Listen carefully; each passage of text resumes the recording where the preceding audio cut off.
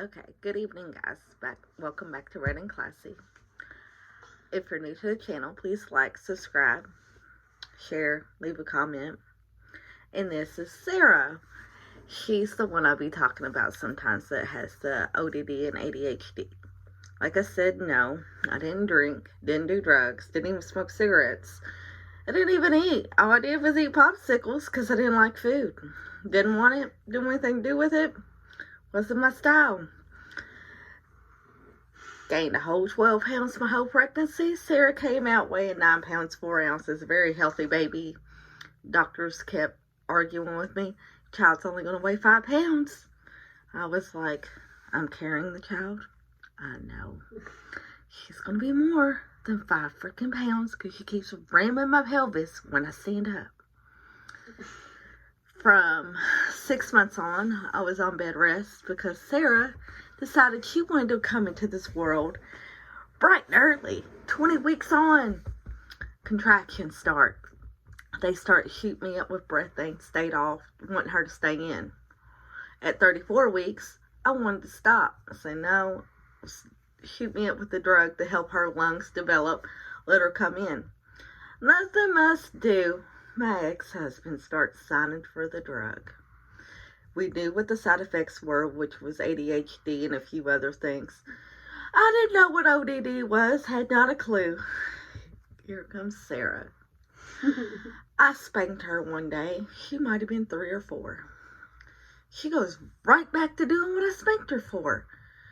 And I'm like, Sarah, I just spanked you for that. She said, yeah, I know. It only hurt for a second. I stopped and thought about it. Well, that's not going to work. The cat won't come to me. So then I decided to start putting her in the corner.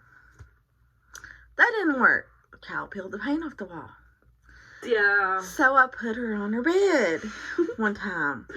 The child with her teeth and hands ripped the blanket apart. I cried. I really, really did. I called her father. I said, please come get her because I can't be trusted with her. I don't know what I'm going to do because I don't know how to punish her because I don't know what's wrong with her and I don't know what's wrong with me because apparently nothing I do is affecting her. But apparently a child with ODD, what comes in their mind, they're going to do. They don't care what the consequences are because they only care about what they want to do. They could care less. You can take their phone away.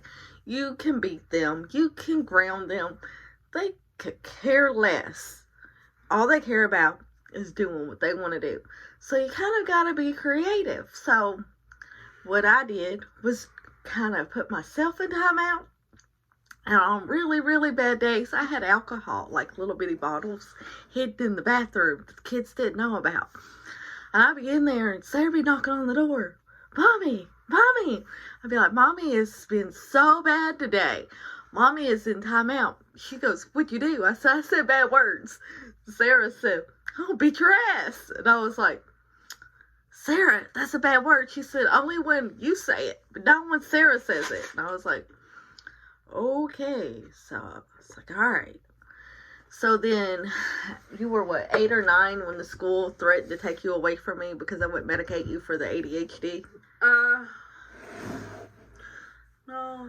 You were in elementary school. You were... Yeah, I think I was in what? 1st grade? No, you were... No. I'm pretty sure it was 1st grade because it was... You were Miss Chisholm. 1st grade. You were Miss Chisholm. 2nd grade. You were Miss Chisholm's class. Yeah. 1st grade going on to 2nd grade. I was in 2nd grade. Well, anyway, they threatened to take her away from me if I didn't medicate her on ADHD. Mind you, I don't agree with the medication, and I was not going to put her on Adderall, which was the first drug of choice that they wanted to put her on. Absolutely not. So they decided something in the Ritalin family, which was like Focalin, 5 milligrams, worked fine for about 4 months. Then they had to up it to 10 milligrams. Fine. Then Sarah's like, I'm not taking it anymore. ODD. She ain't taking it. Can't force her. She ain't going to. She's going to throw it in the trash, pretend to take it, whatever. So then I put her in therapy. Some therapists were a joke, some were good. Some worked for a while, some didn't. So I took her to a psychologist. Oh my God, this gets good. They want me to file out control charges on her. Put her in foster care because she was, what did he say? I was out of control and I'll never get better. I'll only get worse from that point on.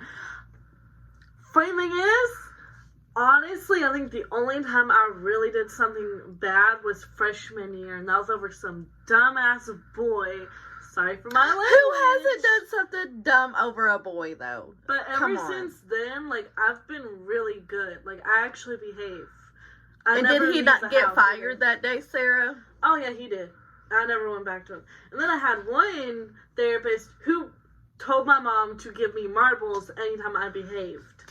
That only worked for, I think, a week for me. Because I'm like, this is stupid. I ain't learned nothing. That would help with maybe when she was like 2 or 3. Because then she would really care about having, like, marbles. A teenager, really. No.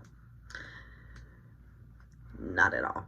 But yeah, the psychologist telling me in front of her to get rid of her and to basically sign her into foster care because she would never get better and to cut my losses. Yeah, that's not going to work.